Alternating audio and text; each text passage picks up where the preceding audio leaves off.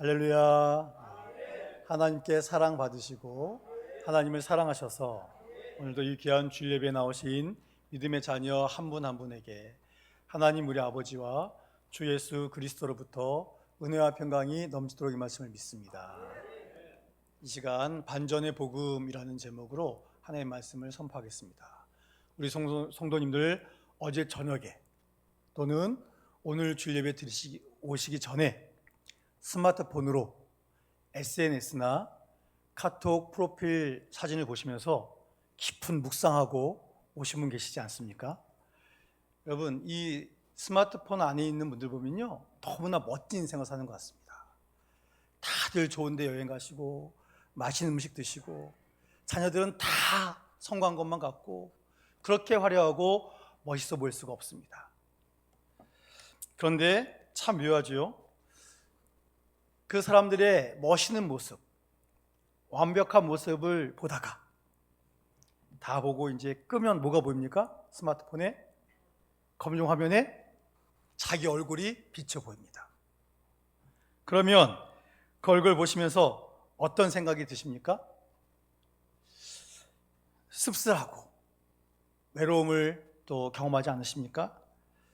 다들 이렇게 잘 사는데 왜 나만 이렇게 초라한가? 제가 어떤 영상들에는요, 다들 돈을 잘 버시더라고요. 한 달에 수천만 원씩 벌고 1년에 수십억 버는 사람들이 그렇게 많더라고요. 자기들만 따라오면 다 그렇게 만들어준다는 이야기들이 그렇게 많습니다. 나도 한번 해볼까?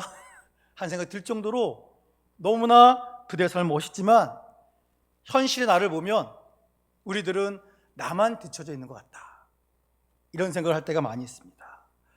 저들은 저렇게 화려한데 나는 왜 이렇게 삐걱거리고 나만 초라한가, 이런 생각이 들 수밖에 없습니다.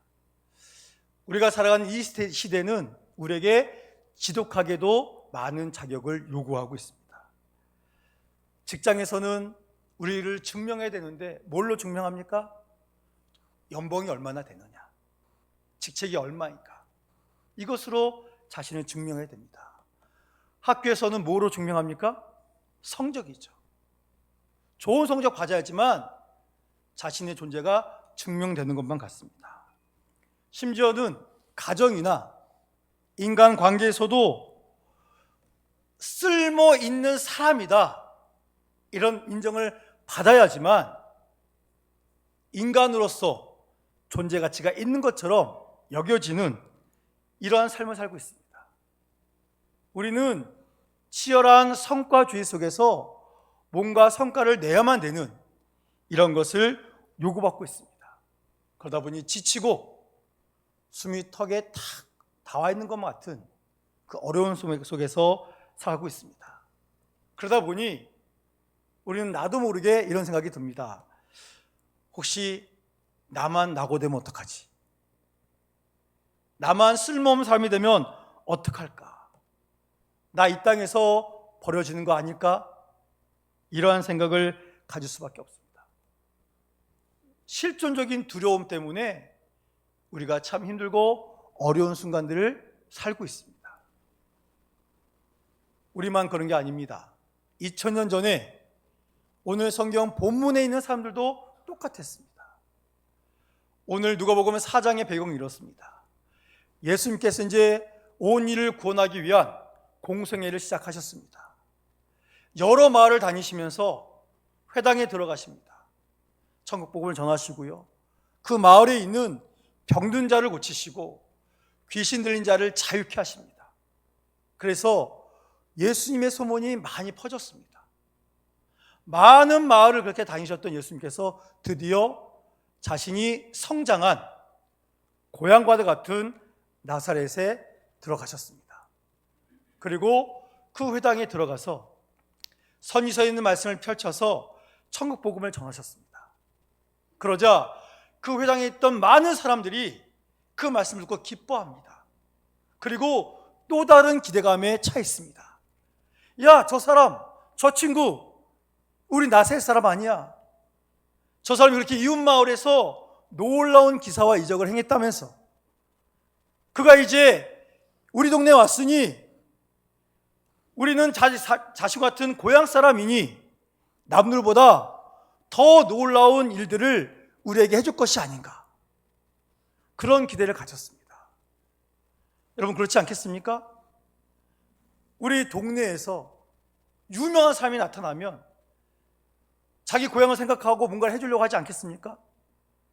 지금 온 유대에서 가장 영향력 있는 예수라는 사람이 자기 고향에 왔으니 이 사람들은 한마디로 우리는 지금 대박 라인을 붙잡았다 라고 생각하면서 예수님이 자기들에게, 정통 유대인이고 같은 고향 사람들인 자기들에게 VIP 대접을 해주기를 지금 바라고 있습니다.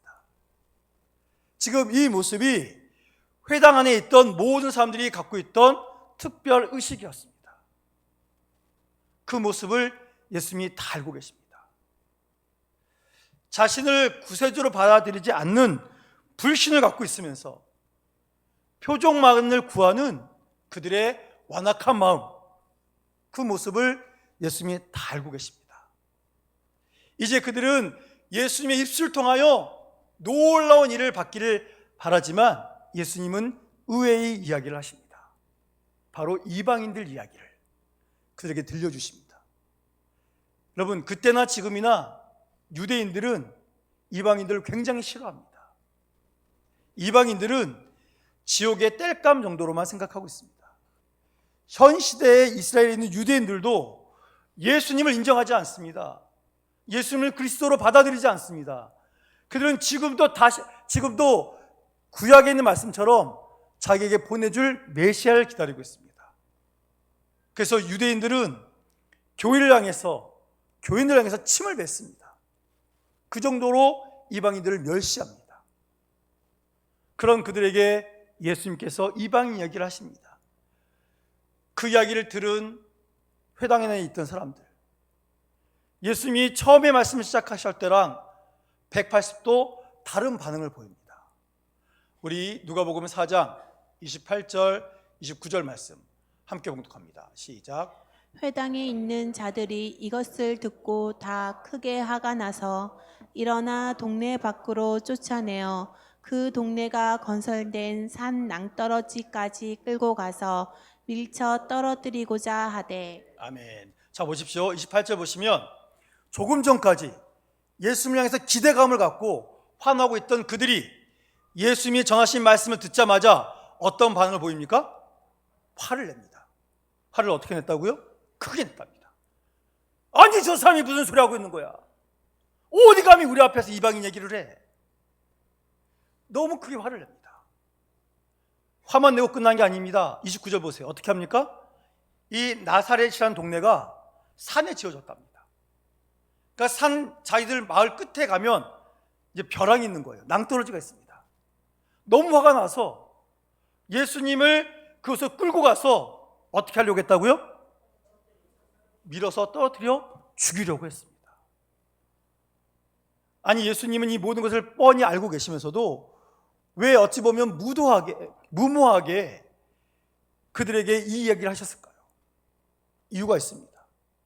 그것은 이 말씀을 통하여 오늘 우리에게 하나님의 사랑이 이렇게 임하신다라는 반전의 복음을 우리에게 전해주기 위해서였습니다. 예수님이 나사렛 회당 안에서 전한 말씀은 어떤 것이었을까요? 우리 25절, 26절 말씀 함께 봉독하겠습니다. 시작. 내가 참으로 너희에게 이르노니 엘리야 시대의 하늘이 3년 6개월간 닫혀 온 땅에 큰 흉년이 들었을 때에 이스라엘에 많은 가부가 있었으되 엘리야가 그중 한 사람에게도 보내심을 받지 않고 오직 시돈 땅에 있는 사렙다의 한 가부에게 뿐이었으며. 아멘. 예수님께서 오래전 구약시대 이야기를 합니다. 엘리야 시대에 있었던 이야기를 하십니다. 그때 이스라엘 백성들이, 유대인들이 하나님의 말씀 듣지 않았기에 하나님이 진노하셔서 3년 6개월 동안 비를 내리지 않으셨습니다. 가물었습니다. 여러분, 6개월만 비 안 와도요 난리가 납니다. 3년 6개월 동안 비가 안 왔으니 어떻게 됐겠습니까? 가장이 있는 집안은 여러 가지 방법을 찾았을 겁니다. 그런데 남편을 잃은 과부들, 그들의 삶은 어떻겠습니까? 소외된 삶 중에서 가장 소외된 그들의 삶은 더 처참했을 겁니다. 유대 땅에도 수많은 과부들이 이 가뭄 가운데 죽어가고 있었습니다.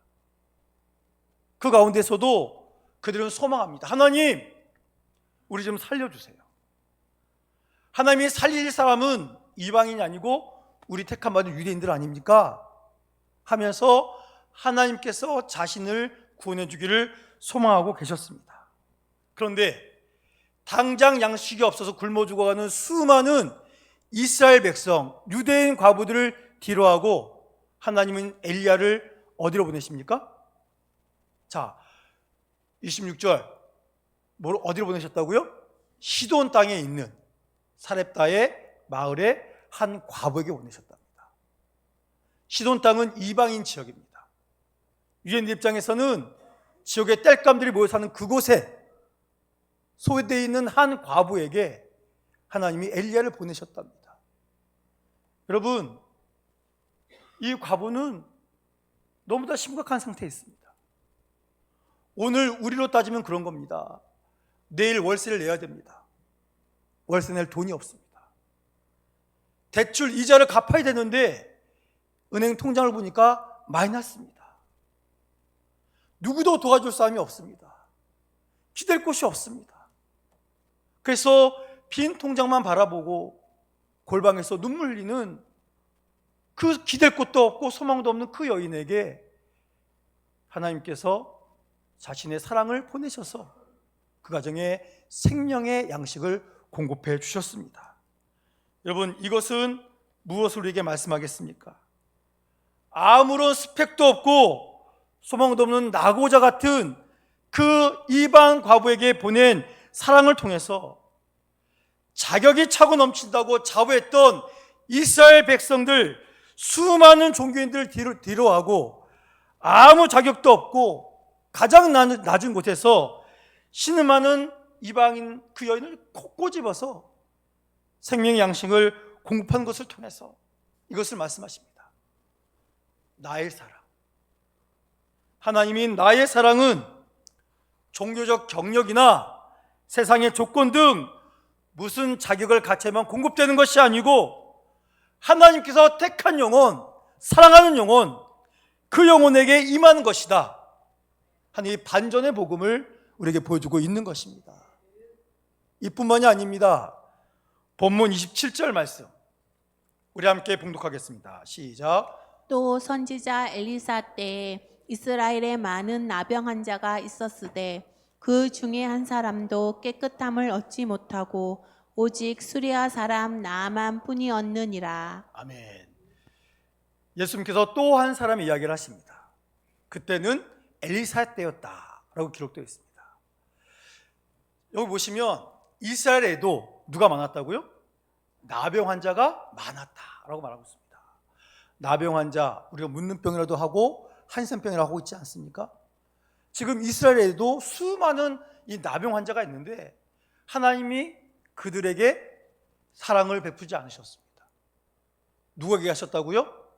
오직 한 사람, 수리아 사람 나아만이다. 이방인을 말하는 건데, 여러분 이 열왕기 하에 보시면 이 아람 사람이라고 표현되어 있습니다. 같은 내용인데 이 나아만이 군대 장관이었다 라고 기록하고 있습니다. 군대 장관은 뭡니까? 우리로 말하면 국방부 장관입니다. 그리고 군대에서 가장 높은 이 별을 단 스타입니다. 그리고 무엇보다도 왕에게 사랑받는 2인자입니다. 그러니까 이 사람이 길을 가면 백성들이 어떻게 반응했을까요? 머리를 숙였겠죠. 왕에게 사랑받고 우리를 지켜주는 위대하신 분, 머리를 숙였을 겁니다. 그리고 그 지위를 나타내기 위해서 이 나만이 갑옷을 입었겠죠. 어떤 갑옷을 입었을까요? 금빛 찬란한 화려한 갑옷. 그 갑옷을 입으면서 수많은 사람들에게 인정받으면서 그는 길을 걸었을 겁니다. 그런데 아무도 없는 집에 오면 그 갑옷 안에는 뭐가 있습니까? 문드러지고 썩어가는, 누구에게도 고침받을 수 없는 그 아픔이 있습니다. 그 아픔 때문에 그는 울고 무너지고 죽음만 기다리고 있는 그 슬픔의 인생을 살고 있었습니다. 자신의 힘으로 스스로 구원할 수 없는 비참한 절망의 모습, 그것이 바로 나만 장군의 모습이었습니다. 어찌 보면 이 모습은 우리의 모습과 똑같을 수 있습니다. 우리들도 갑옷을 입고 살고 있습니다.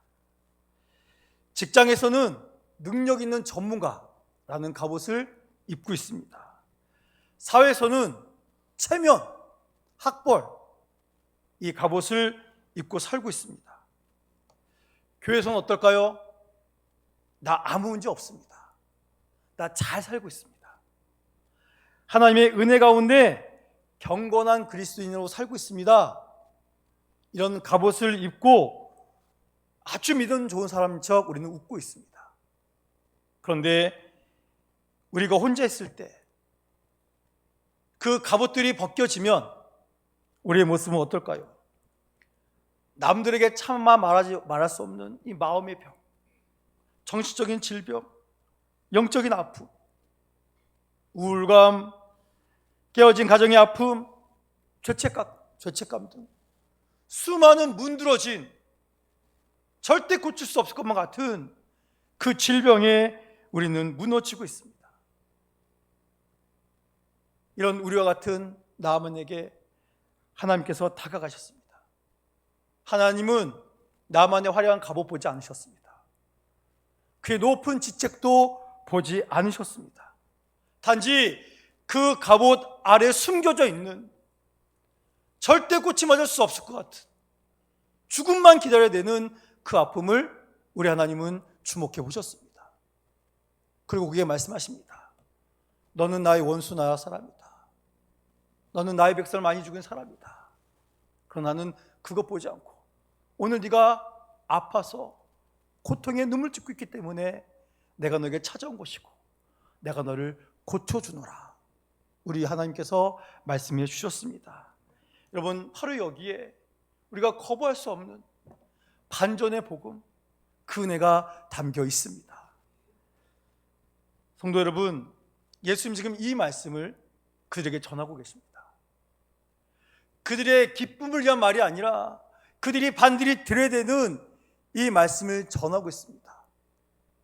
이 말씀이 오늘 우리와 무슨 상관이 있겠습니까? 이 말씀을 통해서 우리 예수님이 오늘 우리가 받은 이 놀라운 은혜의 두 가지를 알려주십니다. 먼저는 무엇일까요? 너는 결코 혼자가 아니다 라는 것을 들려주신 겁니다. 이스라엘 사람들은 자기들만 선택받았기에 자기들만 구원받고 자기들만 고침받는 줄 알았습니다.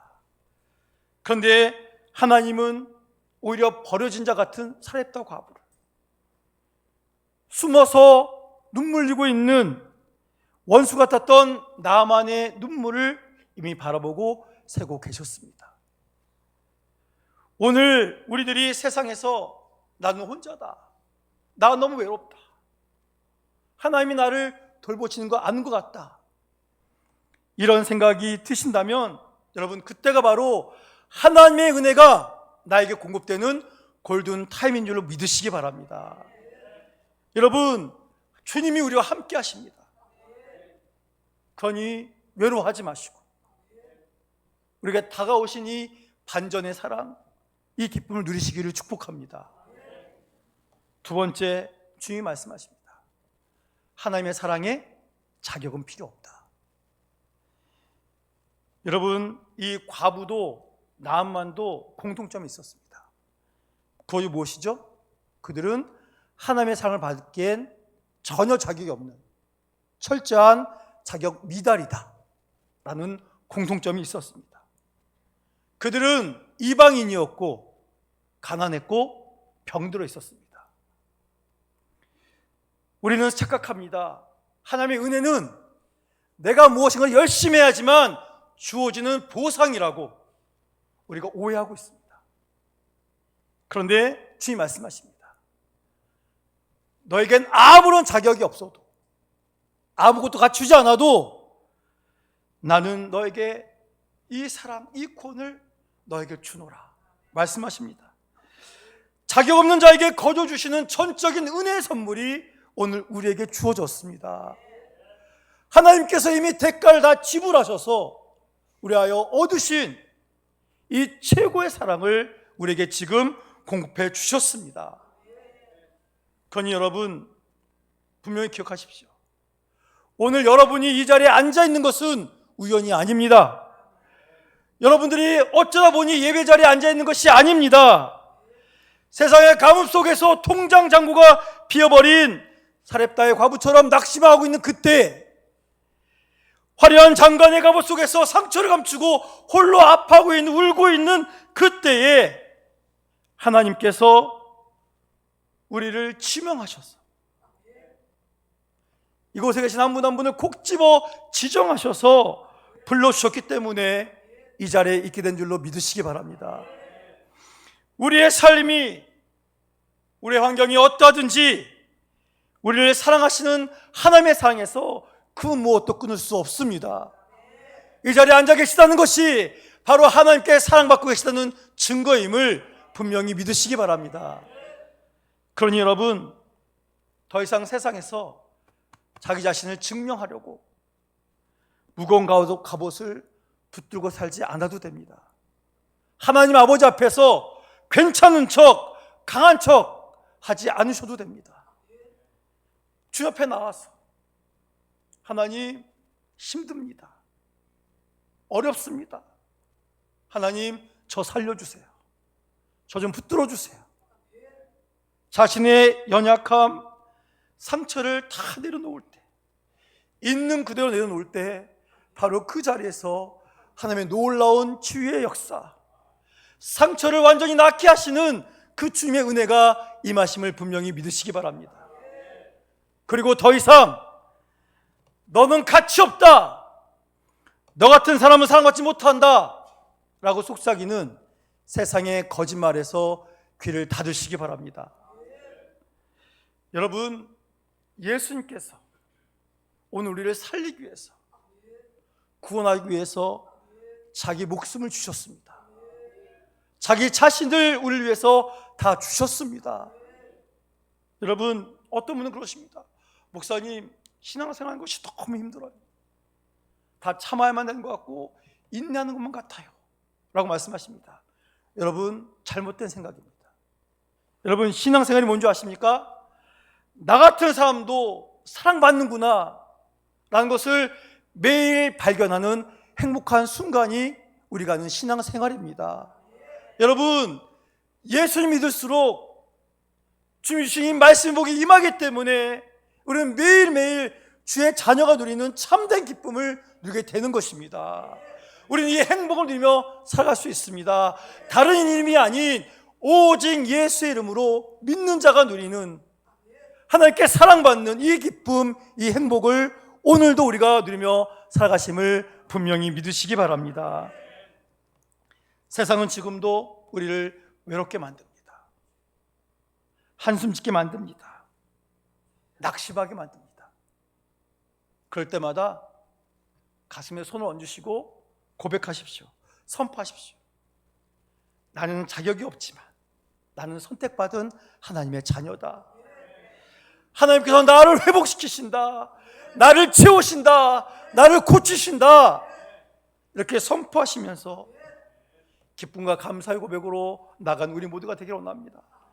여러분, 우리는 비천해도 종교에도 궁핍해도 우리에게 향하신 우리 주님의 사랑에서 끊을 수 없습니다. 이 사랑으로 오늘도 우리는 넉넉히 이기는 주의 자녀입니다.